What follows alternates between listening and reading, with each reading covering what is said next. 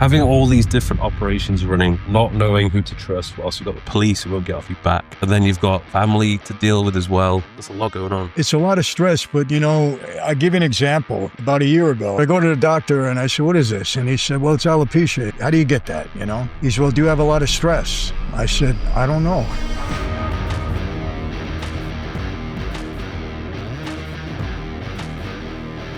Michael Franzese is behind bars tonight.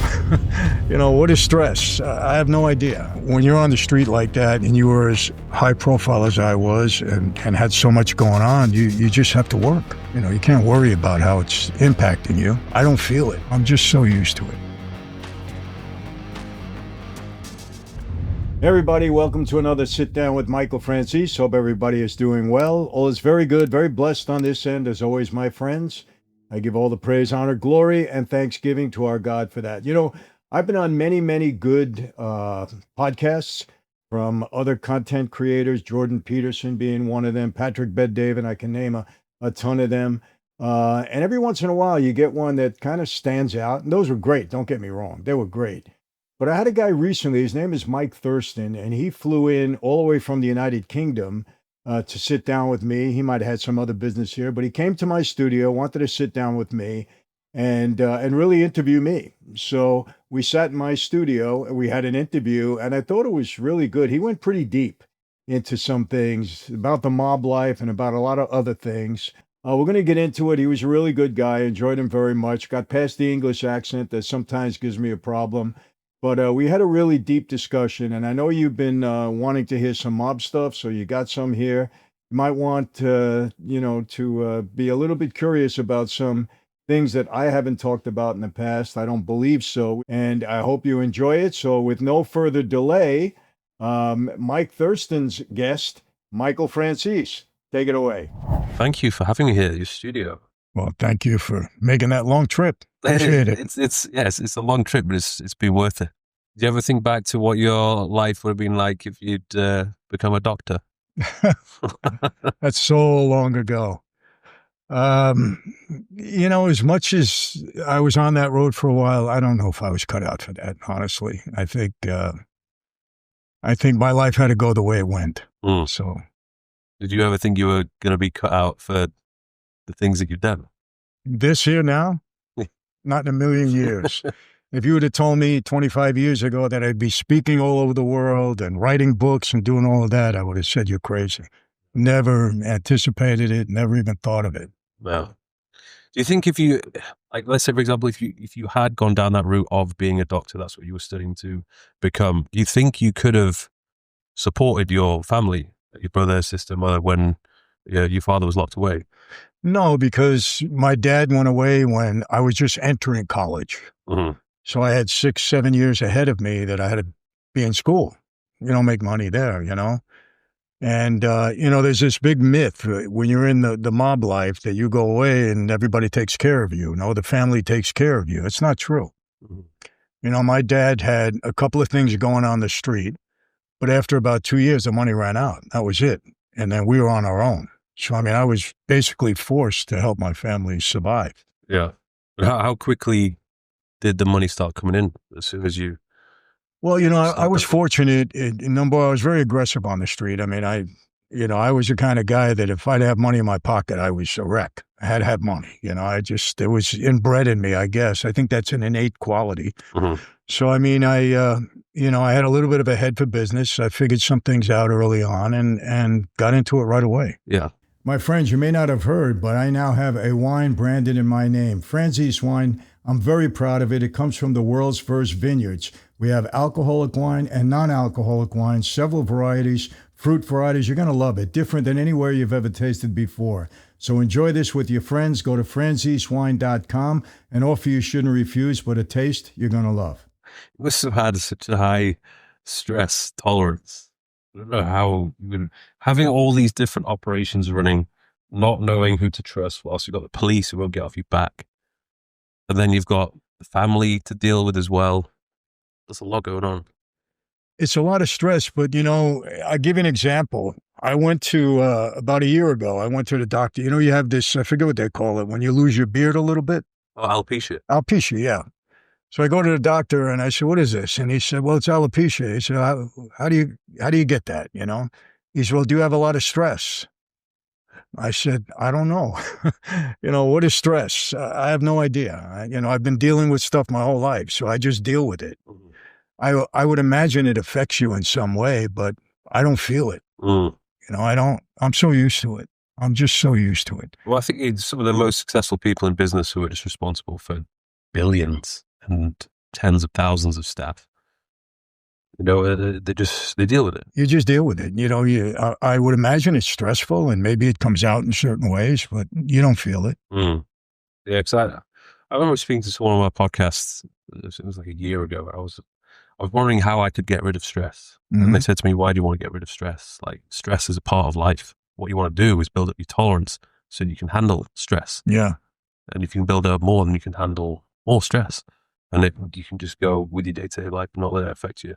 Yeah, I mean, I think that's how you deal with it. You don't dwell on it. You don't think about it. Look, when you're on the street like that and you were as high profile as I was and had so much going on, you just have to work. You can't worry about how it's impacting you. Is there anything that you miss from those days? Yeah. Listen, look, there's parts of the life that I enjoyed. There's guys, I had some very tight friends.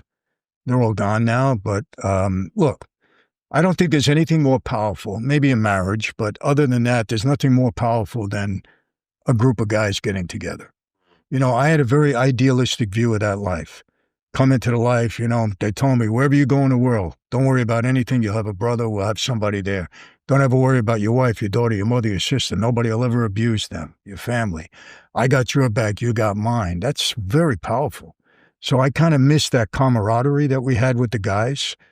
Yeah, I mean, that's a powerful thing for men to have in their life. And I enjoyed that. And then, of course, you're making money and people catering to you. I had my own plane, my own helicopter. I had houses in various parts of the country. So, I mean, we were living good at a young age in life. So it was good. How old are you during this time?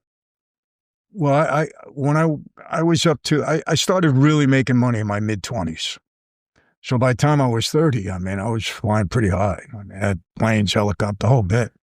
Yeah. So it was pretty early. And this is one thing that I've always been curious about. When you're dealing with such a large amount of cash, how do you reinvest that and clean it? Because surely there's not many places that will accept it. No. I give you an example. We had a lot of cash. Initially, we had a lot of cash. And then at some point in time when the law changed and you had to become a wholesaler, complicated, but we started doing a lot of wire transfers. So I had foreign banks that I was dealing with in Austria mainly, a little bit in the Caribbean, but Austria mainly. And we had a lot of cash collected from our gas stations because I had over 350 gas stations we either owned or operated, one of the two, leased them, owned them, operated, whatever.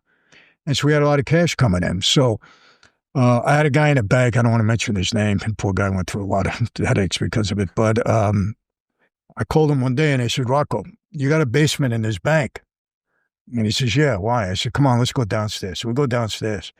And I said, Rocco, look, business is really good for me right now. I said, I'm going to have a lot of cash.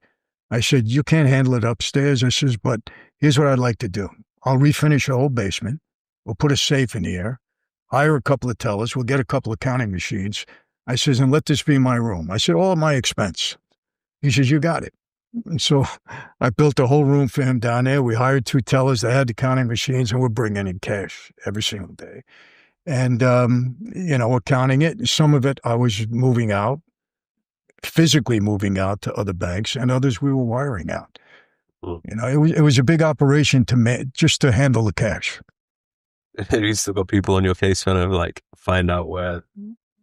Oh gosh, they wrote a book. The government hired an investigator. His name was Pena or something to try to find out where I had my money, and he wrote a whole book about it. Never found it.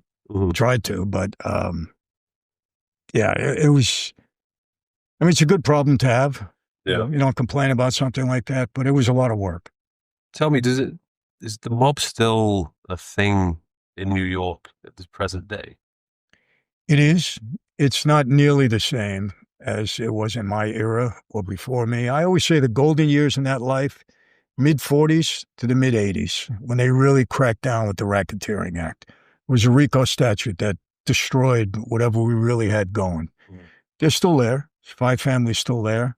They got smart, pretty well low-key right now, but it's not nearly what it was when I was around because they took all the union control away. They took a lot of power centers that we had, and they took it away. Mm-hmm. What about like in Italy, Sicily? Italy's still strong. Yeah. I mean, look, the Italian government came down on them too, but they're still strong. I mean, in Sicily, they control a lot in Sicily, for sure. Yeah. How do you know if somebody is somebody not to be messed with, like who is like a genuinely powerful, scary individual?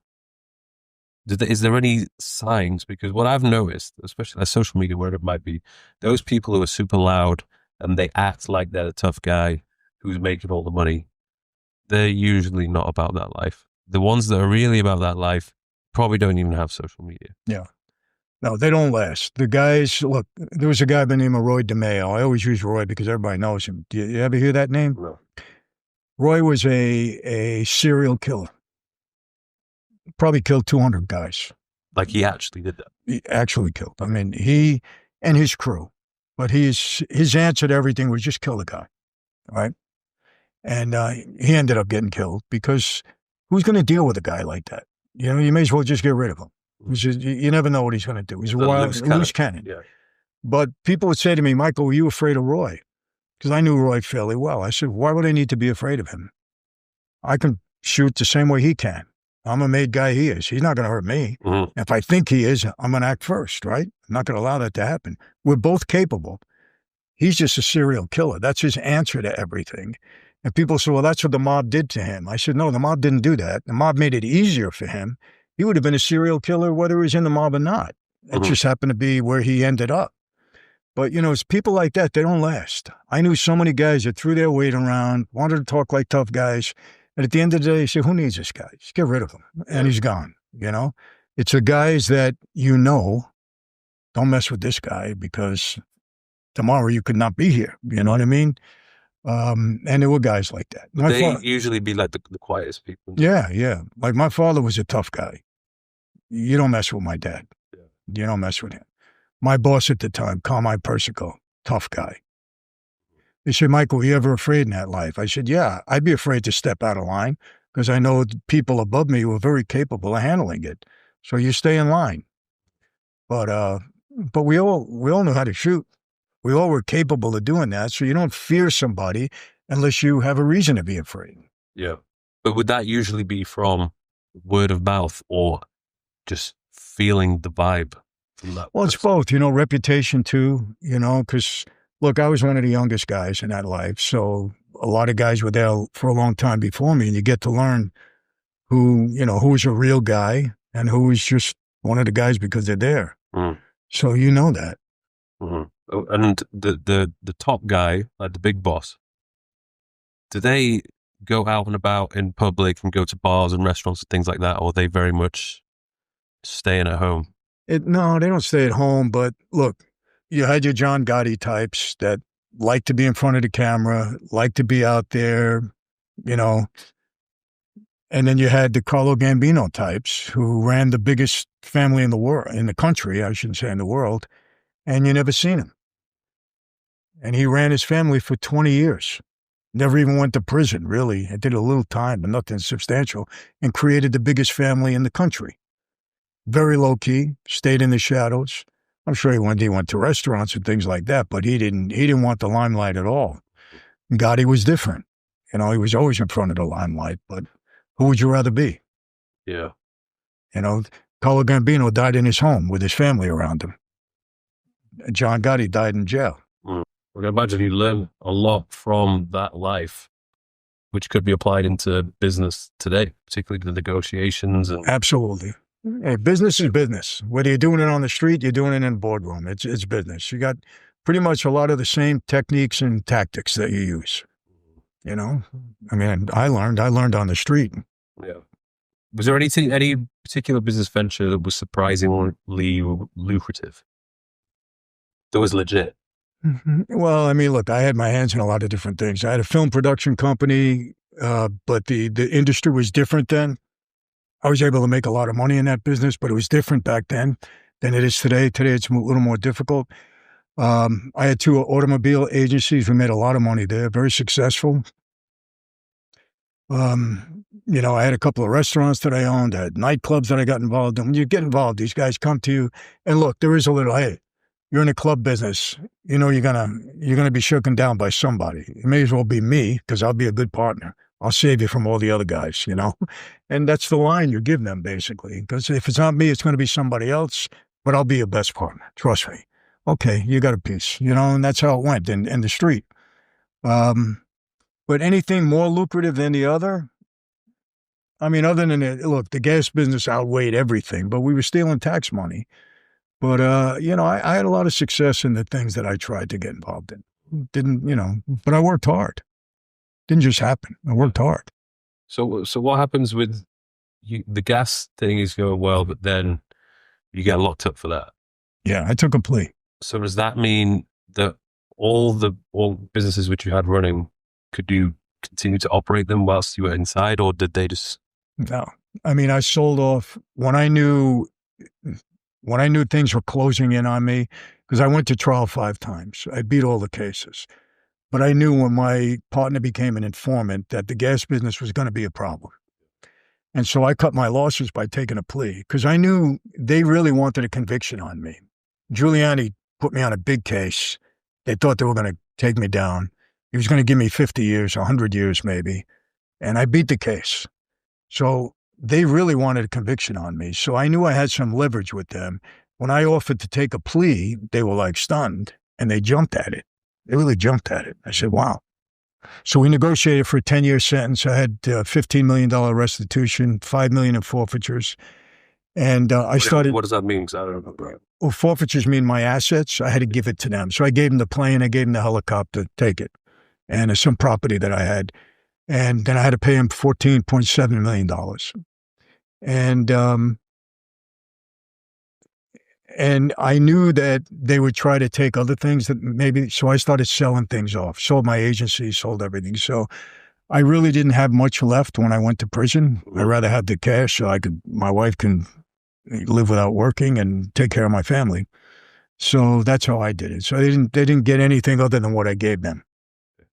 And during the time you were in prison, what was that like? Obviously it sucked, but. Yeah, well, listen, I visited my father for 25 years, so I was no stranger to prison, but I got locked up a couple of times. I had 18 arrests. But, prison is what you make of it. Mm-hmm. The worst part of prison is just being separated and losing your freedom. What they do to you in there, it all depends. I mean, I was in solitary for almost 3 years. The feds were really upset with me. They tried to get me to cooperate, and I wouldn't. And they really took vengeance on me. So they did 2 things, which probably the worst part of being in prison. They put me on diesel therapy. You know what that is? No. That's when the feds have prisons all over the country. So what they do is they take you out in the middle of the night, throw you on some plane that the marshals confiscated from a drug dealer, and they ship you to another prison. You don't know where you're going. You have no idea how long you're going to be there. You can't get on a phone. You can't tell your family. They don't tell your family because of security reasons. You get to the new prison. They keep you there for 3 days, pick you up, put you on a plane again. And they'll run you around. They did that for me for almost 8 months. Just ran me ragged. And it's the worst part of being in prison because you never get settled. You can't get a visit. It's hard to get on a phone. And they put you in solitary when you're there. So, I mean, they ran me there for about 8 months. And then they put me in a hole for almost 3 years. This was because they were trying to make you crack. Yeah. Yeah, they were pretty upset with me. So that was tough, no doubt about it. Solitary is rough, especially for that length of time. But when you're in the yard, it's fine. You do your thing. One of the most precious things you can have in life is your freedom. People, you know this. People take your freedom. It's precious. So to be given my freedom and to be given my life, what more can I ask for? Yeah. I'm blessed. No matter what happens now, I mean, I'm 7. I'm going to be 3/4 of a century if I'm here next year. So, Amazing. I appreciate your time. I enjoyed that conversation. Well, thank you. Same here. Where can people find you've got a lot going on. You've got the pizza, you got the wine, Yeah. school community. Yeah, we'll give you all the posts. Franzese wine, we do direct to consumer. Also, we're in markets all over the country. Franzesewine.com. The pizza, you'll find it in grocery stores everywhere, hopefully in one major establishment that everybody knows all over the world. That might be happening soon. And then we'll have these vending machines that are being placed all over in hotels and everywhere else that you'll hear about it. Slices Pizza, you'll hear about it soon. But I'm easy to find. I've got my YouTube channel. I'm all over social media. And hopefully it'll be a movie that's worth seeing in the next year or so. We'll see. Thank you. But thank you very much.